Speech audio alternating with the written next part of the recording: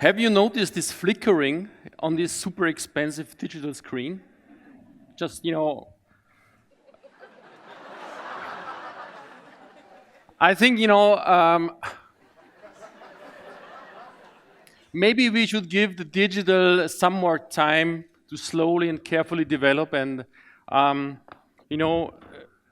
never forget the magic of true analog real things. So I'm very happy to talk in real to you after this digital lady. I'm Doc. I'm more than proud to be invited here in this beautiful theater, especially because finally I'm invited to talk about the most essential points or things in my life. And this is exactly,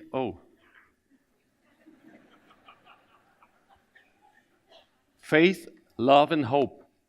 So I discovered the importance of that aspect very early, because I was happy to grow up with a lot of love and faith from my parents and a very clearly defined hope they told me. So they said, son, we support whatever you do, just one thing, we hope that you always will be the very best in doing what you're doing. So I said, okay, no pressure. That's easy. But then, unfortunately, I found out I'm not really talented in anything. So I had to develop new strategies, and I came up with a brilliant strategy. And because the only chance for me to be the best in what I'm doing is to specialize on things nobody else is doing. And this was really successful. Within 10 years, I was the leading scientist for spider eye muscles. So,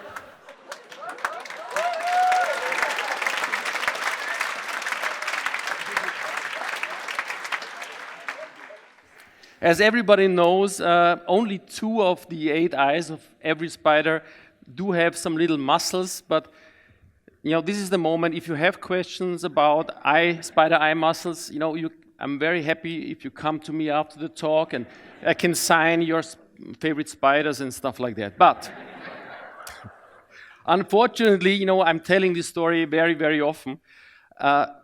Never ever did somebody had any questions about spider eye muscles, and it soon turned out that earning money as the world's leading spider eye muscle expert is pretty hard. So I kept the concept, but I was looking for new projects that nobody else was doing.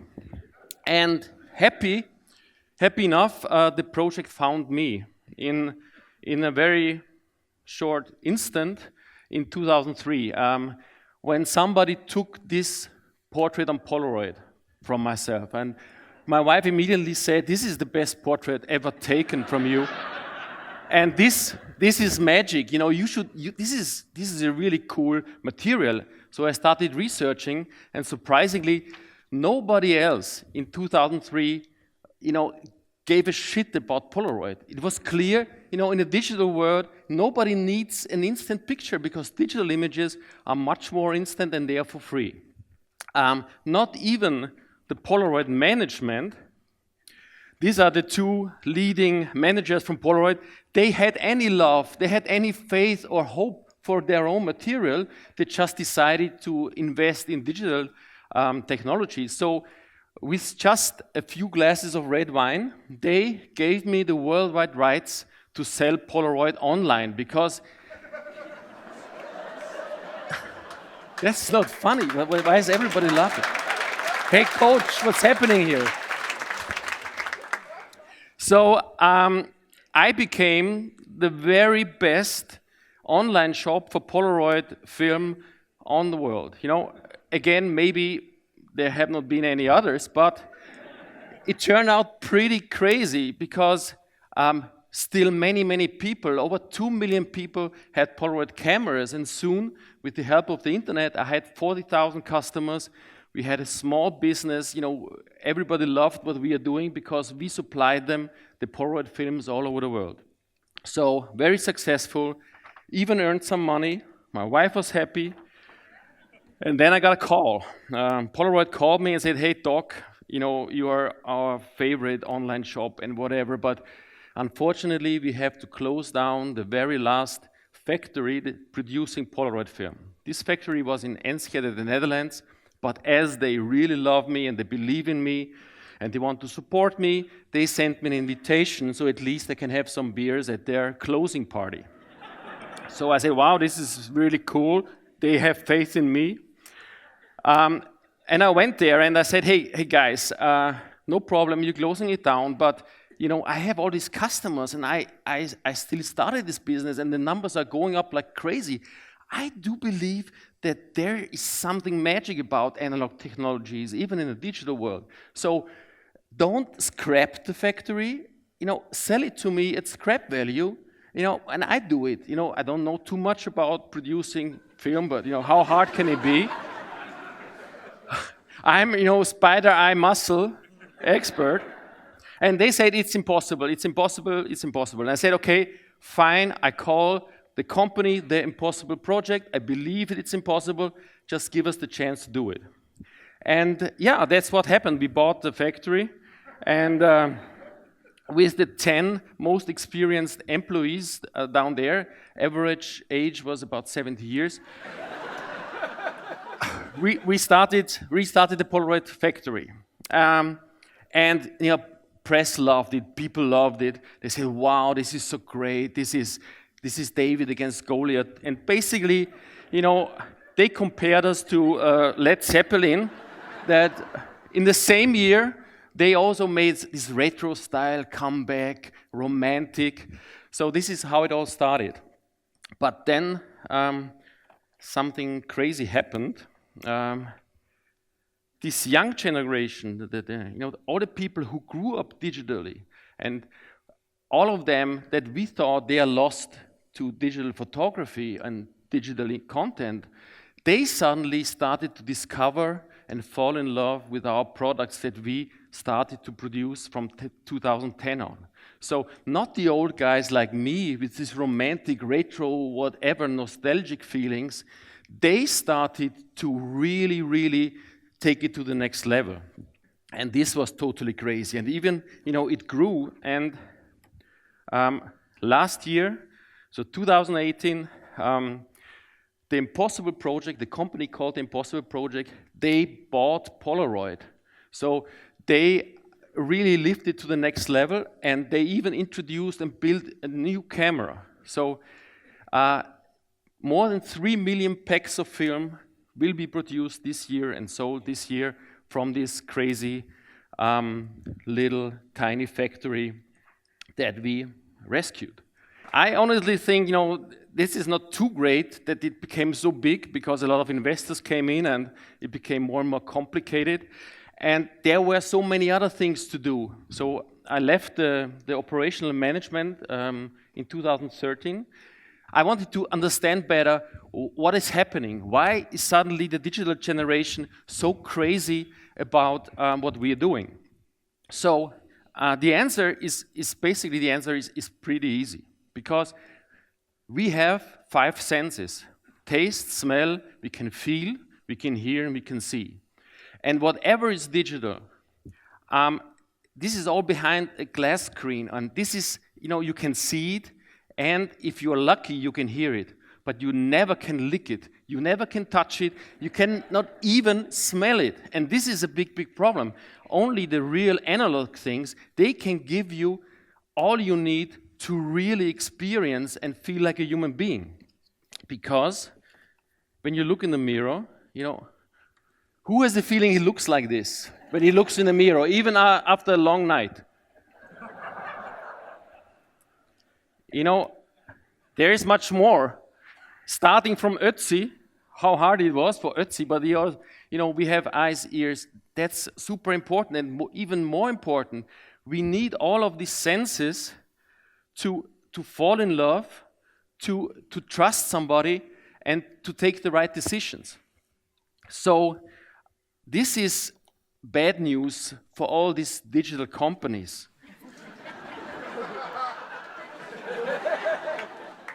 The most important sense of all of that, and the most neglected sense of all of that, is how the smell sense. And this is Cecil Toller. She's a close friend of mine and one of the most important scientists who work together, because she talks a lot about the importance of smell. So you cannot fall in love without smelling a person. You cannot build up trust smelling. This is super, super, super important. And the problem is, smell is the only sense directly connected to the center of your brain, so you cannot influence it. So marketing cannot influence sense. So when you go into a room or a hotel, even before they can give you some messages, you already know if you feel good, if you like the hotel or not. And this is a big problem, because back in the days, a customer, and this is what the name comes from, it's from Kundo, it's somebody you trust, a confidant. So this is somebody you meet in person. You sell somebody, you talk with somebody, you convince somebody. That was, how we did business together. But as this has been disconnected by digital things and by globalization, there is no contact anymore. And the customer more and more becomes a consumer, or he becomes even the product of the company in the digital world.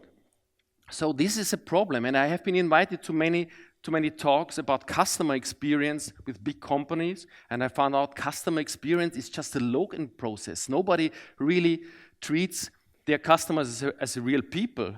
This is changing.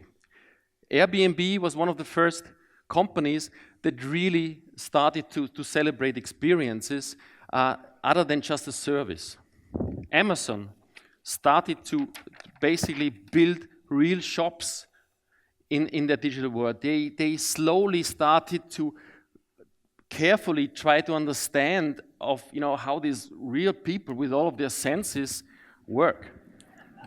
And even the beloved Facebook started an analog research lab, ladies and gentlemen. I have been invited there recently, so it's really existing. You see, it's next to the dream room, but And in order to kick these asses and to help the digital companies to slowly connect with reality, so far only the analog companies try and invest a lot of money to connect with the digital world. Now the other thing is happening. So to be the number one best expert in doing this, we opened this crazy place in Vienna called SUPERSENSE. It's a Venetian palace, and it has basically a department one department for each sense. So we do smell projects, we do vinyls. Oh my God, my time is running up. So we do a lot of things. So for example, this is important. This is the main message of this talk. You probably, don't trust me in whatever I'm telling you. This is very, very important. But start to trust your own senses again. You have these 5 senses. And even in the digital world, these are the senses that will protect you, that will help you to take the right decisions. And be clear that in the digital world, only 2 of your senses can be used. So how is everything in reality? Don't forget about the reality. So I have to be shorter here. For example, we cut vinyl records, which is super fantastic. A very good example of how much the young generation is longing for analog medium. There is a funny and very interesting research BBC found out. They found out that almost half of the people who buy a vinyl record, they don't have a turntable, or they are not using the turntable. They're just buying the record because it's a real object. It smells like their artist. They can touch it. So they listen to the stream and they sniff the record. And this is, the beautiful thing about it.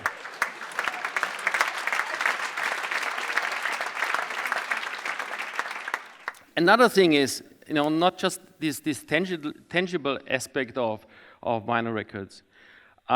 When I say trust your senses, what we are doing and what's the best thing of all of it, we put the young generation just in a chair with nice speakers, and we play a very nice analog recording to them. And this is like serving somebody who thinks that a hamburger tastes like the thing you get at McDonald's when you give them first time a real wonderful hamburger, handmade with real meat. Then it's, oh my God, what's going on? Because fact is, they grew up with MP3. And MP3 was developed as a storage optimization medium. So what they did is they cut out information from music so the brain can put it together and make it music again when you listen to it. And this is, as a matter of fact, when you listen to MP3 music, the brain has to work really, really hard to make it, music information. In contrary, when you listen to the full, beautifully recorded sound wave, the brain can totally relax and feel good. So even physically, there's a huge difference if you listen to MP3 or digital music or analog music. And again, we are not teaching this, or we don't try to be super sophisticated. We just, also outside of SUPERSENSE, we create rooms that you can experience it on your own. So this is a room we do for the 25-hour hotel. So we put in turntables. They pay us a lot of money that we take throughout all the digital shit from their rooms. It's the best job ever. And put in some turntables and typewriters and stuff like that. But important is, this is not just for design and making them look cool, but you see, here this little mark. So I think there's a bigger picture of that. So this is the position that we want you to sit down on this couch and to experience, the reason why you have 2 ears. There is a reason behind that, believe me, because this gives you stereo hearing. And it feels like, this change, even 10 centimeters left or right, this will change the whole way you experience music. And this is the beauty of it all. So, still there is, one question, and this is a very important question, because, after most of the talks, people come to me and say, okay, I have no questions about spider eye muscles, but I think this is super cool, this is so retro, this is such a great trend, this, this memory of the past. And I say, hey, stop. This is not a trend. This is, the digital is a trend. Did you listen? Do you still have a mobile phone? So how bad is digital?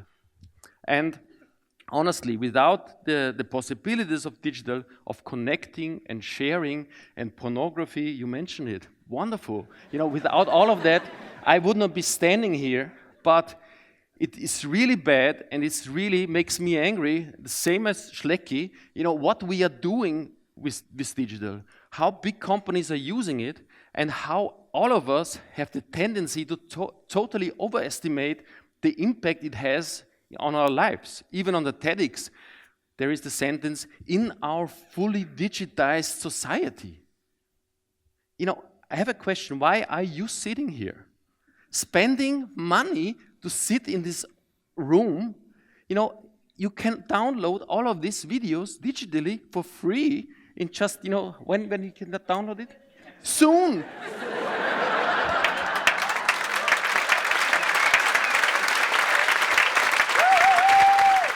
That you're sitting here, this gives me hope that we will find and we will start working together on a perfect combination of analog and digital, that we will never forget that we are analog human beings and we love the imperfection of our lives and the hardness of reality. So my answer is, if you never stop to have faith in your own senses, there's really hope. And if you will never stop fight for the things you love, I think, the future will be great. Thank you very much.